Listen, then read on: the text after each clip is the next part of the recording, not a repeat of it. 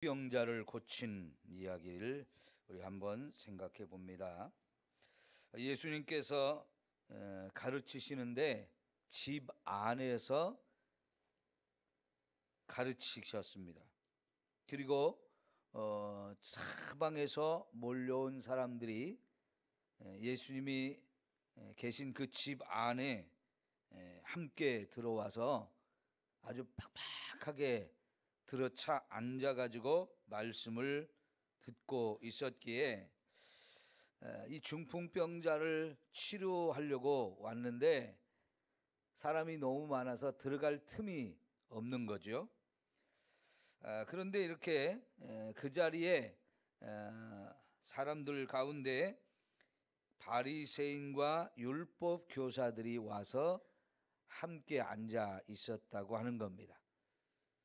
이 바리새인과 율법 교사들 웬만해서 그렇게 쉽게 움직이는 사람들이 아닌데요.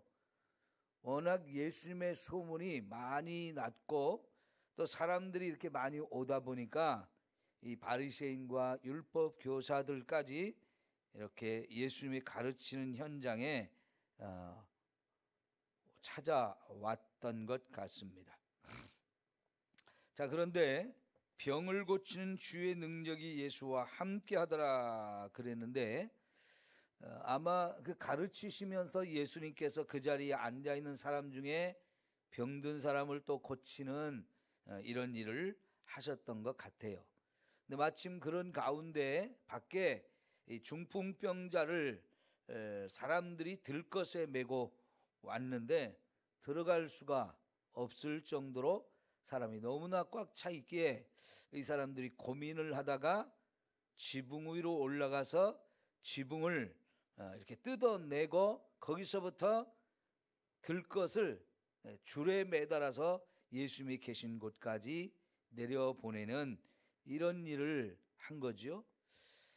이 사람들이 왜 이렇게 하겠습니까? 그건 단 하나, 믿음이에요. 믿음.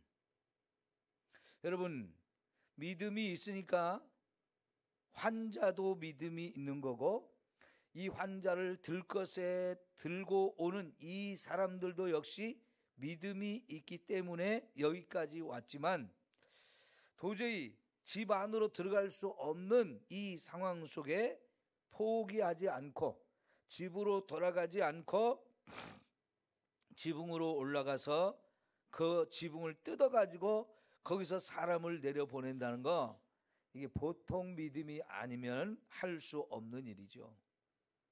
집주인한테 허락을 해달라고 하면 그거 허락하겠습니까? 집이 엄청 망가질 텐데요.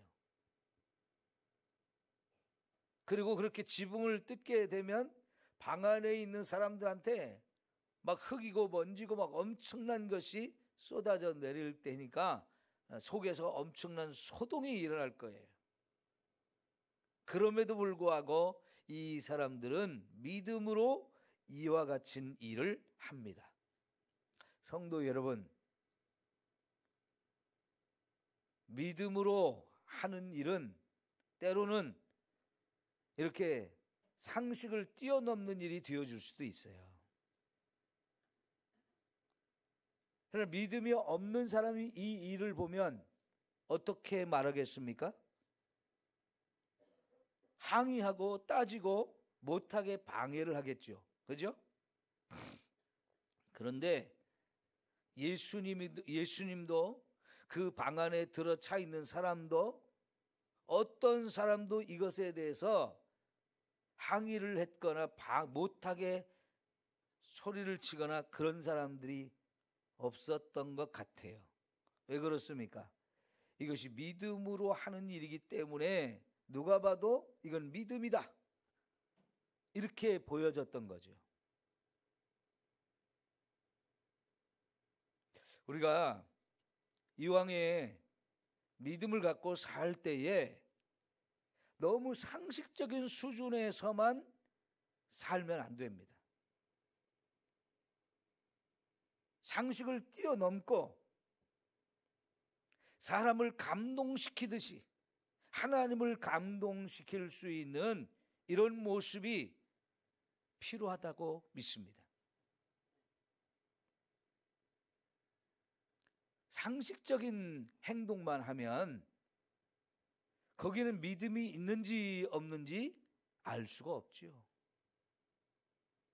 여러분, 이 새벽에 비가 오는 가운데 혹은 눈이 오는 가운데 여러분이 변함없이 새벽 예배를 온다면 이거는 상식적인 건 아니죠. 누가 봐도 상식적인 건 아니에요. 오늘 여기 하선이가 아빠를 따라서 새벽 예배를 왔는데요.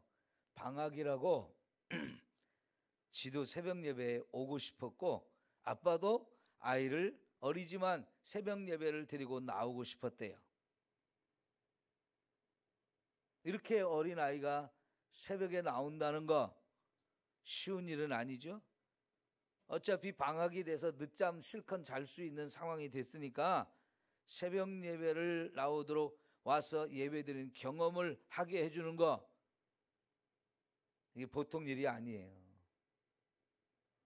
나오기는 나왔는데 졸리잖아요.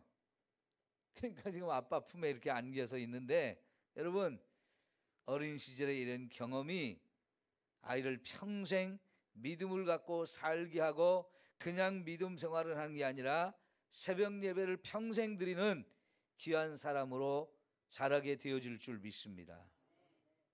자꾸 우리가 너무 상식적인 수준에서만 살면 안 돼요.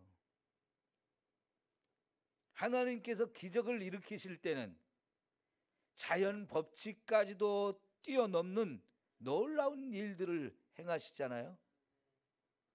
그렇다면 우리가 그런 것을 기대하는 사람이라면 우리도 뭔가 믿음으로 결단하고 상식 수준을 훨씬 뛰어넘어서 믿음으로 하는 놀라운 이런 모습들이 우리에게 필요한 겁니다.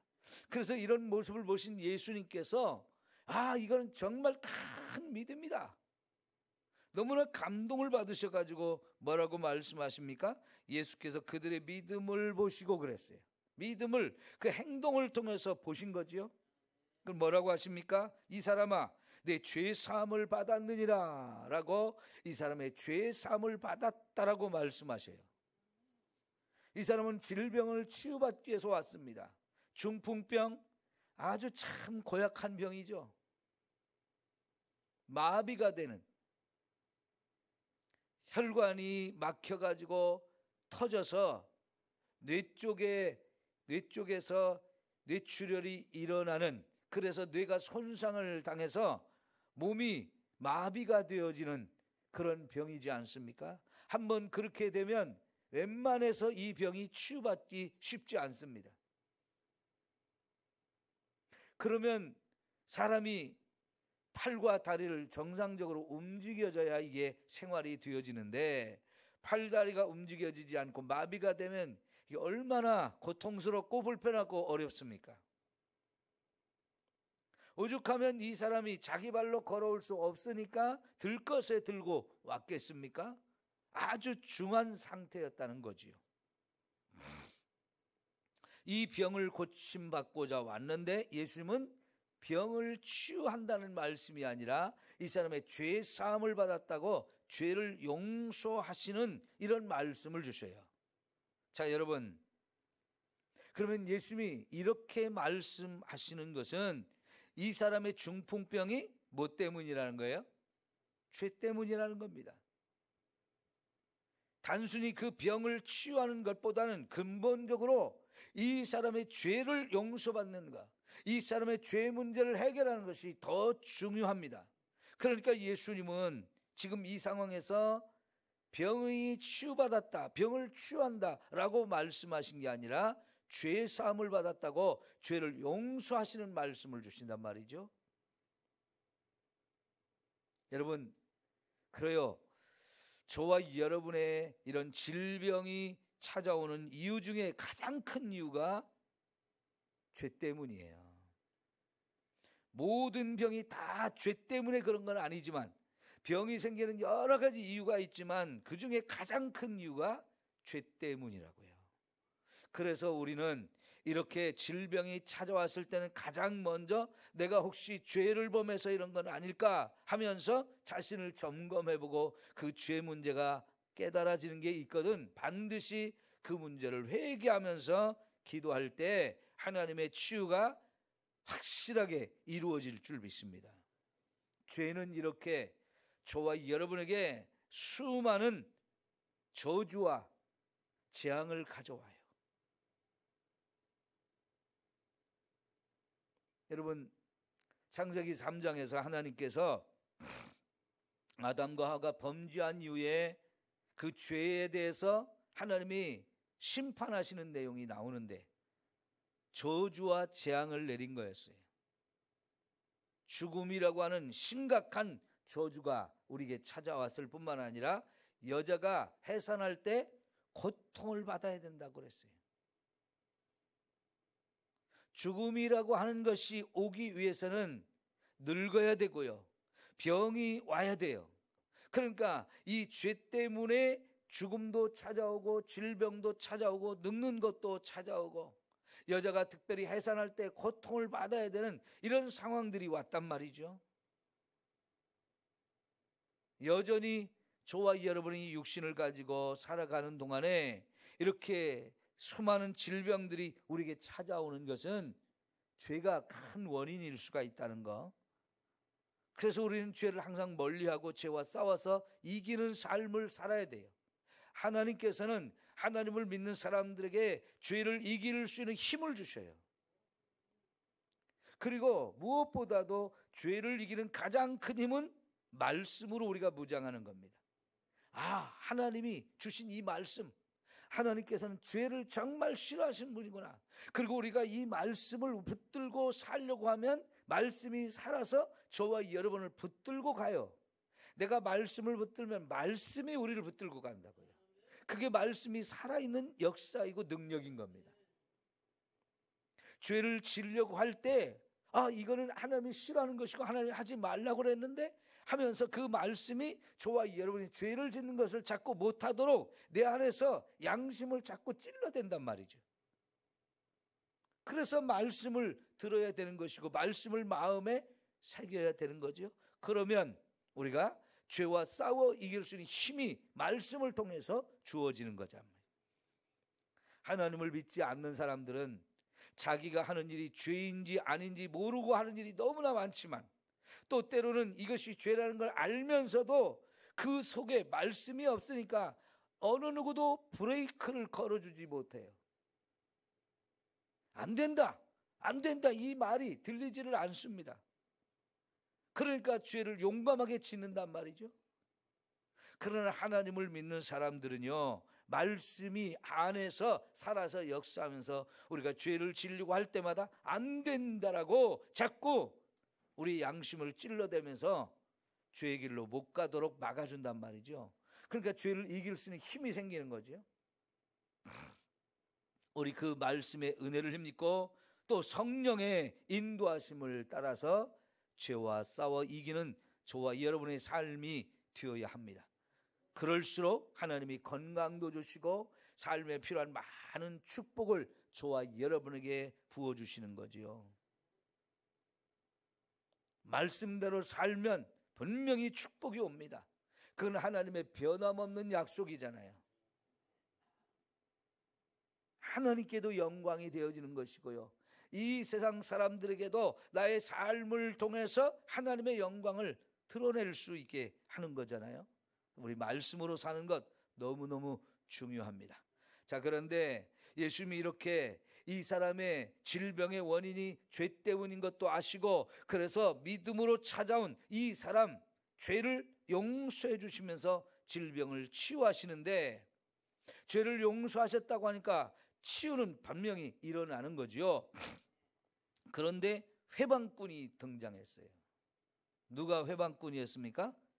바리새인과 서기관들, 이 사람들이 신성 모독을 한다면서 하나님 외에 누가 사람의 죄를 용서하겠느냐 하면서 하나님만이 하실 수 있는 말씀을 지금 예수님이 했으니까 이거는 신성 모독이라는 거예요. 자, 여러분, 정말 예수님은 하나님만이 하실 수 있는 말씀을 하셨어요. 그러면 예수님이 누구라는 거예요? 하나님이라는 거죠. 그런데 그 앞에서 예수님의 말씀을 듣고 있는 바리새인과 서기관들에게는 예수님이 하나님으로 인정이 안 되니까 방해꾼이 되는 거예요. 누가는요, 예수님이 하나님 아들 되심과 또 사람의 아들됨, 이 두 가지를 아주 정확하게 저와 여러분에게 가르쳐 주려고 많이 애를 쓰고 있어요.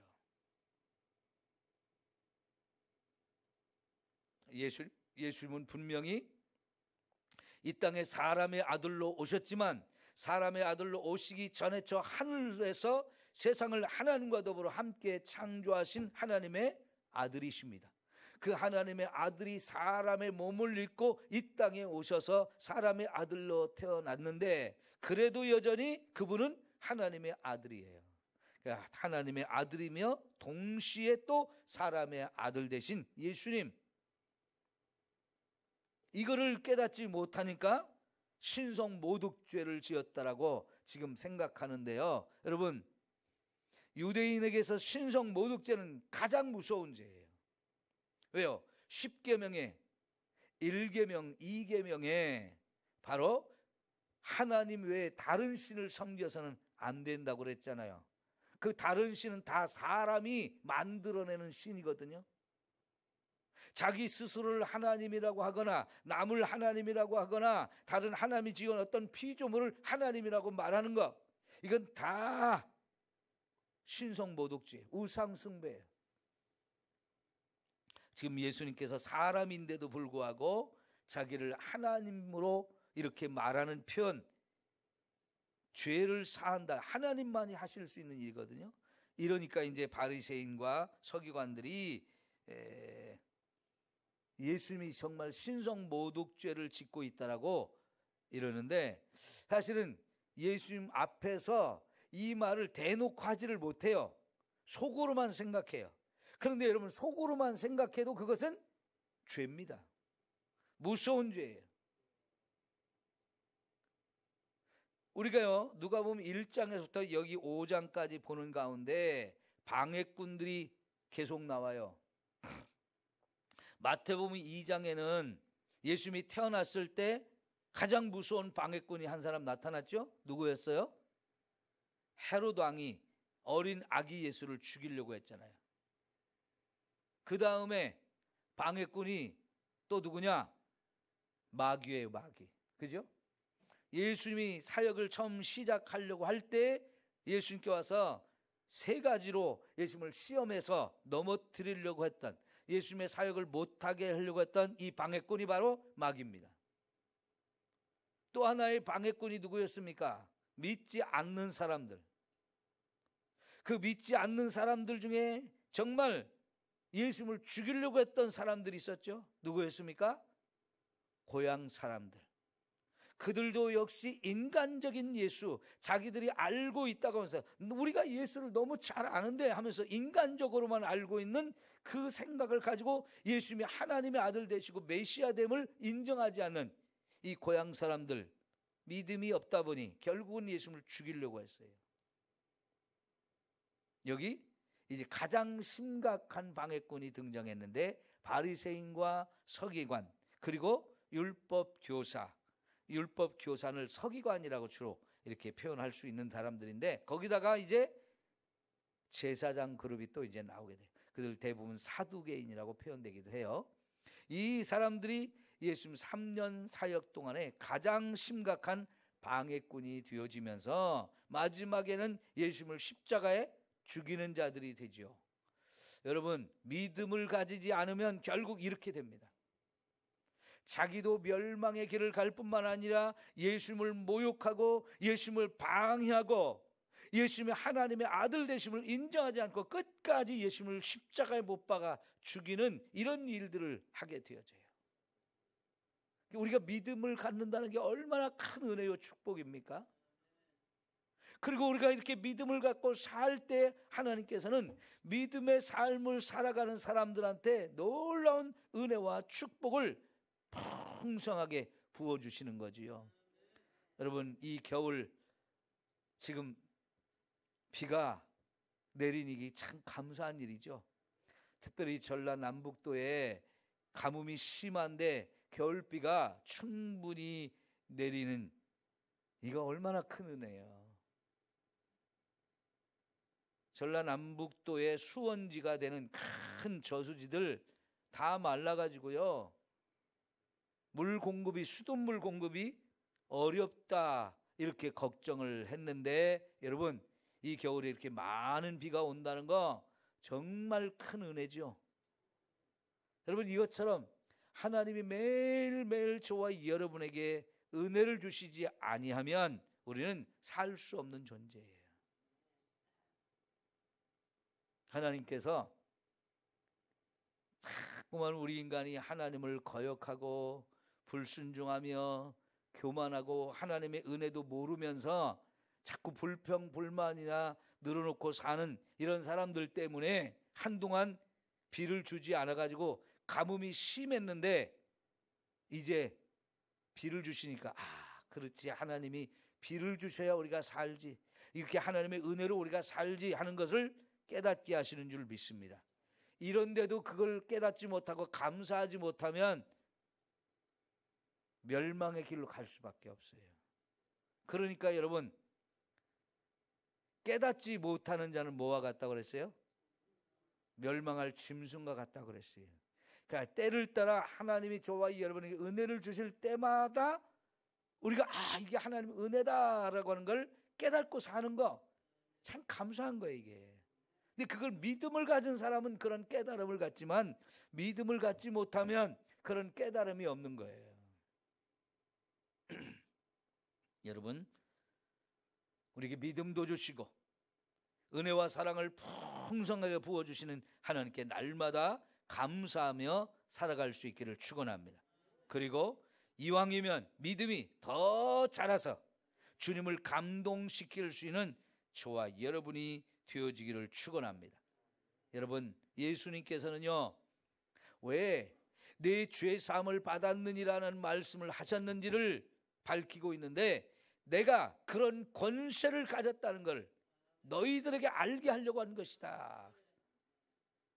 그래도 여전히 깨닫지 못하고 결국은 이 바리새인과 서기관들, 예수 안 되겠는데 좀 더 가서는 죽여야 되겠다, 그러면서 실제로 예수님을 죽이기 위해서 모여서 의논하고 결정하고 십자가에 못 박아 죽이잖아요.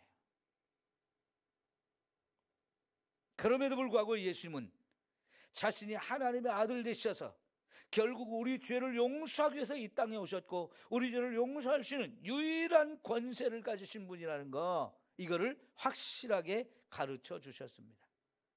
예수 외에는 저와 여러분의 죄 문제를 해결할 수 있는 분이 없습니다. 이 죄 문제를 해결받지 못하면 어떤 사람도 구원받지 못합니다. 죽음의 문제를 해결할 수가 없어요. 오늘 이 예수가 이 땅에 우리에게 찾아오셨고 그 예수님을 믿을 수 있는 은혜를 저와 여러분에게 주셔서 우리가 그 예수님을 나의 구주로 믿고 그 앞에 회개하면서 이 죄의 사함을 받고 살 수 있다고 하는 거, 엄청난 은혜와 사랑을 부어주신 거죠.